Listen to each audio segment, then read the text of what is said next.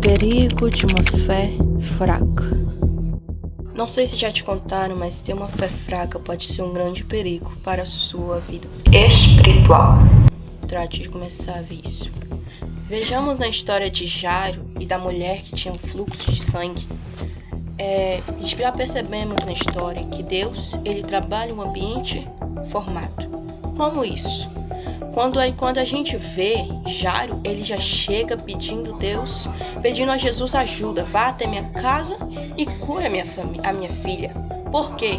Porque Jesus, ele era capaz de fazer isso. Jairo era um dos principais das sinagogas. Ele deve ser esse que se reunia junto com outros para conspirar para montar um jeito de matar Jesus. E aí ver alguém abrir mão da sua reputação para ir pedir ajuda? Não é? Isso ele já estava formando o ambiente. Sua fé, crendo que Jesus era capaz de curar sua filha, formou um ambiente, uma atmosfera perfeita para que qualquer um que viesse poderia estar com a fé mais fraca, mas já ia conseguir ser curado. A mulher do fluxo de sangue veio por segundo, tendo o ambiente já formado, tocou em suas vestes. Sua fé era fraca, ela saiu justo. Foi curada? Foi. Mas a fé era fraca, o que fez com que ela desistisse e saísse. Ela se virou e foi embora, tentando fugir sem dizer a verdade. Jesus, portanto, sentindo que saiu-lhe virtude, que não foi a mulher que plantou nele, ao contrário, foi Jairo que montou o ambiente. Já virou-se para a multidão e perguntou: quem me tocou? Pois senti que saiu virtude de mim. A mulher, sabendo que não ia conseguir fugir disso, chegou para ele e confessou a verdade. E Jesus, mesmo assim, falou. E Jesus falou assim: vá em paz, pois sua fé te salvou. E a gente parando para pensar, por que Jairo não se manifestou contra isso? Por que Jairo não falou para a mulher: eu cheguei primeiro, eu mereço a minha chance? Minha filha está quase morrendo e você chega por último aí querendo roubar o meu lugar? Mas Jairo não opinou, ele ficou quieto. Por quê? Porque quando a gente vê isso, a gente vê uma fé. Ele abriu mão de sua reputação para salvar a sua filha. Jesus nunca foi na casa de ninguém para curar, a não ser na casa de Zaqueu, a qual ele adentrou para poder ser hóspede dele. Tirando isso, ele chegou até a casa de Jairo. Permitiu que 3 entrassem com ele. Quem foram essas 3 pessoas? Pedro, Tiago e João. Entrando com ele, depois chamou os pais da menina e disse: Talita cumi, que traduzindo quer dizer: levanta-te, menina. Mas onde eu quero chegar com isso tudo? Quando Jairo não criticou, não opinou, quando Jesus tirou a atenção dele e voltou para a mulher, Jairo ele ficou calado, mostrando que sua fé só aumentava a ver que mesmo sem saber ou sabendo, Jesus havia curado uma mulher. Muitos discípulos, vendo aquela pergunta, questionou a Jesus, dizendo: uma multidão te cerca e perguntaste quem me tocou? Porque ele sentiu que lhe saiu virtude que foi plantada por quem? Por Jairo, como eu já falei. Jairo, ele já chegou preparando o ambiente. Quando o servo de Jairo veio falando: não incomoda mais o mestre, pois sua filha já está morta, eu pensei comigo: Jairo, pronto, morreu a filha, não precisa mais incomodar Jesus, é só ele ir embora e pronto, resolvido, enterra a menina. Mas Jesus falou: não se desesperes, não temas, apenas crê, porque eu sou a vida. Então Jesus foi até a casa de Jairo, não permitiu que mais ninguém entrasse a não ser os seus 3 discípulos. Quando eles adentraram lá, chamaram os pais e levantou a filha. A menina levantou com vida. Aqueles que estavam chorando, lamentando a morte, quando viram Jairo chegando com Cristo, começaram a rir de Jairo. E mesmo assim foram lá. Quando viram a menina saindo viva, eles se impressionaram. Começaram a murmurar, dizendo: como pode uma coisa dessas? Para você ver, não ria antes de você ver o tamanho da fé de alguém. Porque desde o início, Deus trabalha em um ambiente formado. Desde o início de tudo, Tudo que Deus opera é em um ambiente formado. A partir do início de um culto, o ambiente já está sendo formado. Por que você não tem coragem de adentrar aquele lugar, aquelas 4 paredes e pedir para Deus alguma coisa? O ambiente já está formado. Reúna a tua fé e vá até lá. Entrega-se para Jesus, entregue tua vida, teus problemas, teus planos para Jesus. Mas em vez disso, você duvida da fé, duvida da palavra, duvida do poder de Deus e prefere não entrar. Ou muitas vezes você vai lá, faz que nem aqueles 10 que foram curados. Apenas um voltou para agradecer. Os outros foram embora. A mesma coisa fez a mulher. Quando a gente para ver, isso é uma fé fraca. Porque os outros foram curados, mas foram embora. A mulher foi curada, mas foi embora. Jairo recebeu o que ele queria. Sua fé só aumentou quando ele viu a mulher sendo curada. Muitos vão esperar para ver o que vai acontecer para poder saber se isso é certo. Quando alguém está necessitando de alguma coisa de Deus e ele vê que outra pessoa conseguiu o que queria, em vez da fé dele enfraquecer, a fé dele cresce quando ele vê que aquela pessoa conseguiu. A fé dele cresce a partir dali e ele percebe, eu consigo também isso.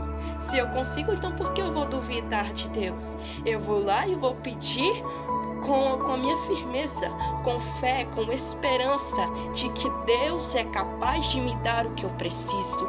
Se eu preciso mudar, é só eu orar. No meu livro Eu Preciso Mudar, enquanto eu escrevia a história daquela jovem, eu pensava, como é que eu posso mudar sendo que eu não tenho fé? Como é que eu posso mudar sendo que eu não leio a Bíblia? Sendo que eu não oro? A partir do momento em que eu começo a orar, eu começo a mudar. Como é que eu quero receber um milagre se eu não oro? Como é que eu quero ser curado de uma enfermidade se eu não oro? Muitas vezes a gente duvida de tudo. Muitas vezes quando a gente vê nossas mães, nossos pais orando de madrugada, a gente duvida de que Deus é capaz de alguma coisa por eles. Quando a gente vê uma mãe, um pai orando pelo filho que está no mundo das drogas, a gente duvida do que Deus é capaz de fazer por aquele pai e aquela mãe. Mas sabe, uma oração de um pai e de uma mãe de joelhos é mais forte do que qualquer coisa. Pode ter uma mãe com problemas nos ossos, com problema de cabeça, se ela dobrar os joelhos orando pelo filho, a oração dela é mais forte do que uma legião de demônios se reunindo para atacar o filho dela.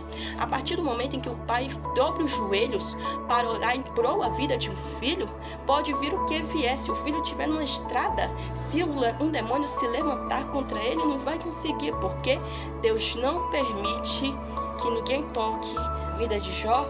Satanás foi pedir permissão para Deus, porque se ele não tivesse permissão, não podia tocar. Se Deus não desse a permissão, ele não poderia nem sequer encostar no fio de cabelo de Jó. E o que a gente vê na história da mulher e de Jairo é fé. A mulher tinha uma fé fraca. Quando Jairo creu que ele poderia receber o que ele tanto queria, a fé dele aumentou. E a gente vendo isso, quando Jesus virou-se para a mulher e Jairo não interviu, porque fé. E quando alguns dos principais chegaram e disseram, sua filha já está morta, Jesus no verso 36, ele disse a Jairo, não temas, crê somente. Isso se chama fé. E seguiu a casa e permitiu que somente 3 entrassem. Quem foram? Como eu já disse, foram Pedro, Tiago e João. E chamou o pai e a mãe da menina e pegou a mão dela e disse, Talita cumi, que traduzindo, menina, levanta-te. A ti te digo, levanta-te. Isso é chamada fé.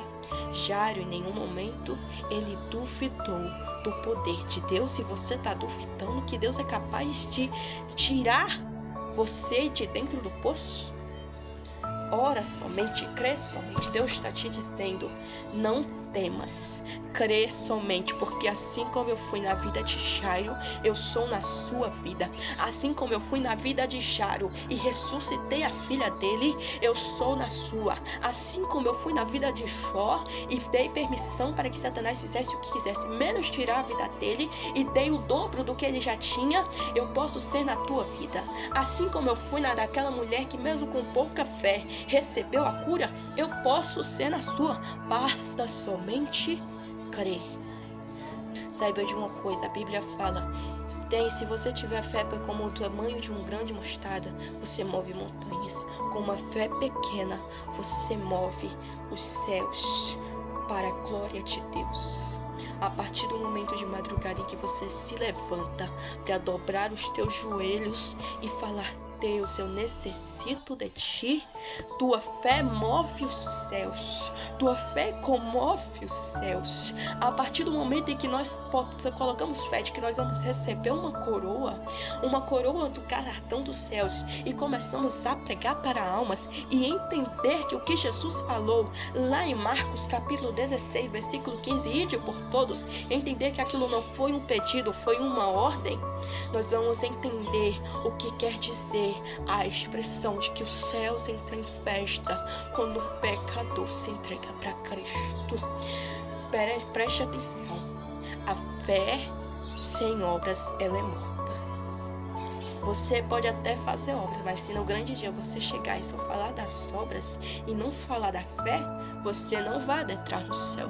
Se você chegar lá e falar só da fé sem obras, eu não creio que você passe do portão celestial.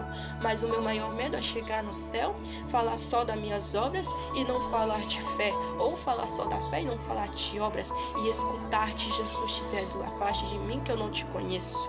Eu quero chegar e escutar: venha que eu te conheço. Uma fé fraca é um perigo para a sua vida espiritual, mas uma fé forte serve para tudo na sua vida. Não tenha uma fé fraca como aquela mulher teve. Não tenha uma fé fraca, tenha uma fé forte. Seja como Jairo, seja a tua fé mais forte do que qualquer coisa. Não diminua a tua fé.